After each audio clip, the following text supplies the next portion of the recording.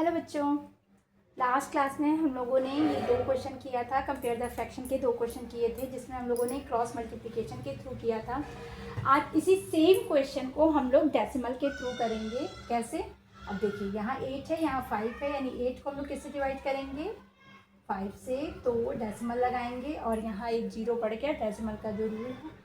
तो 48 एंड ये 2, फिर यहाँ डेसिमल ऑलरेडी है तो ये 0 आ जाएगा। 8 2 16, 4 0, फिर 5 14। ठीक है, ये हो गया। 8 का अगर हम लोगों ने 5/8 का देखेंगे तो क्या हो जाएगा?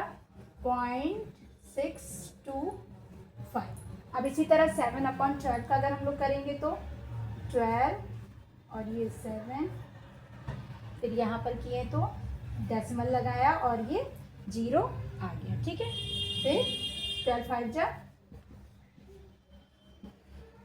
70 हो गया। अब यहाँ पर देखेंगे तो ये है 0.5। ओके, 0.5 है और यहाँ 0.625, यानी अगर ये देखें यहाँ 0.6 है, यहाँ 0.5 है, तो आपको खुद समझ में आ जा रहा होगा कि यहाँ पर बड़ा कौन सा है? 0.625। That means 5/8 is greater than 7/12। Last class में भी जब क्रॉस मल्टीप्लिकेशन किया था, यानी कि इसका मल्टीप्लिकेशन इससे, यानी 5 × 12 और 7 × 8 किया था, तब हम लोगों ने देखा था, तब भी यही आया था कि 60 इज ग्रेटर देन 56, यानी ये पोर्शन ग्रेटर देन है। यानी दोनों विधि से हम लोग प्रूव कर सकते हैं कि ये जो है क्वेश्चन ये बड़ा है और ये जो है ये छोटा है। ठीक है, सेम इसी तरह हम लोग इसको भी करेंगे। ठीक है, बताती हूँ कैसे। चलिए, तो देखिए यहाँ पर भी हम लोग क्या करेंगे?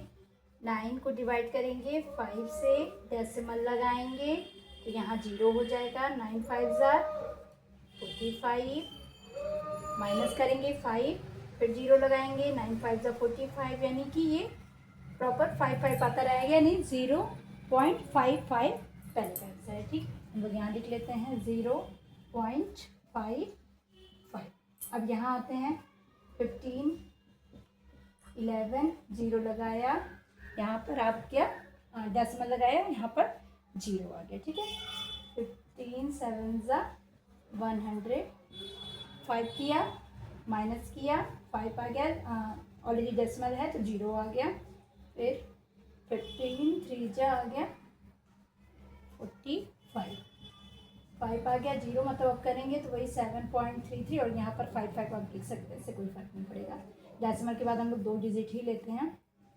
अब देखिए, आपको क्लियर लग रहा है कि इसमें बड़ा कौन सा है? यहाँ 0.5 है, यहाँ 0.7 है, यानी बड़ा ये हो गया। आप क्रॉस मल्टीप्लिकेशन से भी सेम क्वेश्चन देख लेते हैं। तो 5 का मल्टीप्लाई 15, ये this one and this one, and 11 का मल्टीप्लाई 9 और ये 99। यहाँ पर भी आप देख सकते हैं कि बड़ा यही है। मतलब आप चाहे इसे क्रॉस मल्टीप्लिकेशन से करें, डेसिमल से करें। अगर आपका डिवीज़न अच्छा है तो आप डेसिमल के थ्रू भी कर सकते हैं, और अगर आपका मल्टीप्लिकेशन अच्छा है तो आप क्रॉस मल्टीप्लिकेशन से कीजिए। दोनों में आंसर आपका सेम आएगा। किसी भी विधि से ऐसा नहीं है कि आप ये प्रोसेस लगा रहे हैं तो उससे आपका दूसरा आ जा रहा है, या दूसरे प्रोसेस से कर रहे हैं तो आंसर दूसरा आ जा रहा है। आंसर दोनों विधि से सेम ही आएगा। ओके, मिलती हूँ नेक्स्ट वीडियो में, तब तक के लिए बाय बाय।